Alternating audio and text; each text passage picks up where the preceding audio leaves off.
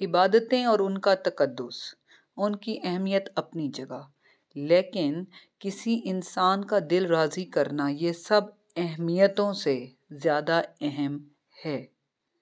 ایک انسان کے پاس کچھ نہیں، اس کا دامن عمل خالی ہے، بس صرف اس کے پاس ماں کی دعا ہے، نتیجہ حق شناسی ہے۔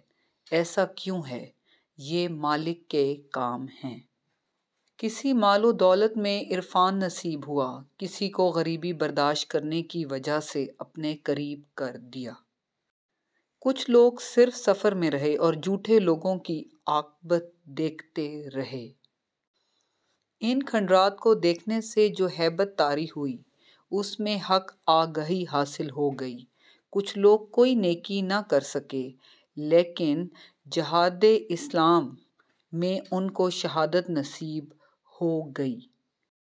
اب شہید کو جو مقام میسر ہوا وہ موت سے آزادی ہے، اللہ کا قرب ہے، ہمیشہ ہمیشہ کے لیے، اور اللہ کا حکم ہے کہ ان کو مردہ نہ کہو، وہ تو زندہ ہیں۔